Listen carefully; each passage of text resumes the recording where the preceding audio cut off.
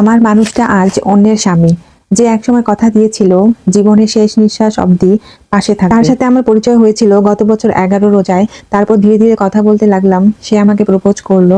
আমি তাকে বলেছিলাম, দেখেন, আমি ফ্যামিলির বড় মেয়ে, আমার সমবয়সী আমার একটা বোন আছে, আমার আব্বু অসুস্থ, সেজন্য আমাকে বিয়ে দেওয়ার চেষ্টা চলছে।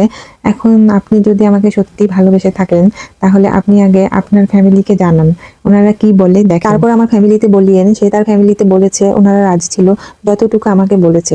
এরপরে আমার আম্মুর সাথে কথা বলছে, আমার আম্মুকে বলছে, আন্টি আপনার মেয়েকে এখন বিয়ে দিবেন না, বিয়ে সম্বন্ধ আসলে রাজি হবেন না, আমি এসে বিয়ে করব। 6 মাস টাইম নিছে। এর মধ্যে অনেক সম্বন্ধ আসতো, সবাইকে না করে দিত। সবাই জিজ্ঞেস করছে কেন এখন বিয়ে দিচ্ছে না, তো সবাইকে বলতেও পারছে না যে একজনের সাথে বিয়ে ঠিক করা আছে।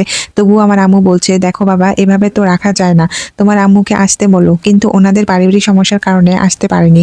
আমার ফ্যামিলি থেকে এটা নিয়ে আর তাকে বলেনি। সে দেশের বাইরে থাকে, যদি টেনশন করে তাই আর কিছু বলেনি।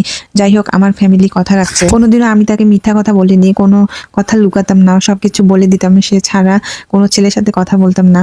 রাত জেগে তার সাথে কথা বলতাম 2টা থেকে 3টা। সে ডিউটিতে থাকতো। এভাবে সব ঠিকঠাক চলছিল। কিছুদিন নেট ছিল না, সে আমাকে নাম্বারে কল দিত, কথা বলতাম, আমাকে অনেক সময় দিত, আমাকে নিয়ে ফেসবুকে স্ট্যাটাস দিত। তারপর শুরু হলো অবহেলা। সবকিছু নিয়ে ঝগড়া হতো, তবু আমি মাপ চাইতাম, ঠিক হয়ে যেত। আবার আবার কিছুদিন পর ঝগড়া সামান্য কিছু নিয়ে আমার দোষ ধরতে ছিল। তারপর কি হয়েছিল জানেন? সে আমার সাথে কথা বলেনি 1 মাস।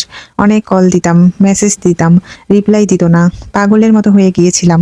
খাওয়া দাওয়া ঘুম সব বন্ধ করে দিয়েছিলাম। আম্মুকে বলিনি যে তার সাথে আমার আর কথা হয় না, কারণ ঝগড়া যেহেতু আমাদের হয়েছে, পরে আবার ঠিক হয়ে যাবে। কিন্তু আম্মু বুঝে গিয়েছিল কিছু একটা হয়েছে।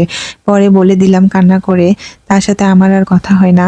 আম্মু শুনে আমাকে সান্ত্বনা দিচ্ছিল যে কল দিবে পরে, হয়তো বিজি আছে। আমার আম্মু অনেক বুঝিয়েছিল, হাত জোর করেছে, নিজের ছেলের মতো একদম, কারণ আমার পরিবারের সবাই জানে। পরের দিন মাথা ঘুরে পড়ে গিয়েছিলাম। তাহাজ্জুদ নামাজ পড়ে আল্লাহকে বলতাম, আল্লাহ সবকিছু ঠিক করে দাও, তাকে আমার জীবনে ফিরিয়ে দাও। অনেক কান্না করতাম। সে যে দেশে আসবে সেটাও আমাকে বলেনি। আমি একজনের কাছে শুনেছি যে সে আসছে।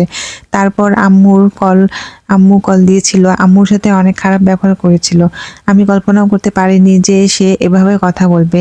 ওইদিকে তার আম্মু আমার কথা তো জানে, আর সে তার আম্মুকে বলছে আমার নাকি বিয়ে হয়ে গেছে, আর সে নাকি বিয়ে করে নিচ্ছে অন্য একটা মেয়েকে। এটা শুনে আমি অনেক কান্না করেছি। কান্না করতে করতে আমি সেদিন বেহুশ হয়ে গিয়েছিলাম। আমার আম্মু তাকে যখন কল দিয়েছিল, তাকে বলেছিল রিলেশন করে যদি ছেড়েই দিবে, তাহলে শুধু শুধু আমাদের কেন বললে, অন্য কোথাও বিয়ে না দিতে। তখন সে বলছিল সে নাকি বলতে চায়নি, আমি নাকি তাকে বলতে বলেছি। আমার আম্মু বলতেছিল আমার মেয়ে যদি কিছু করে বসে, দায়ীটা কে নিবে। ও বলতেছিল আপনার মেয়ে মরে গেলে আমি কেন দায়ী হব। তাকে পাওয়ার জন্য আমি অনেক সম্বন্ধ ফিরিয়ে দিতাম। সে এগুলো জানতো। আজ সে আমার নেই। আর কেন এরকম হলো আমার সাথে? কখনো তো কারো খারাপ চাইনি, কিন্তু সে আমাকে ছেড়ে দিতে চাইছিল অনেক আগে থেকে। আমার দোষ খুঁজে আমাকে ছেড়ে দিছে।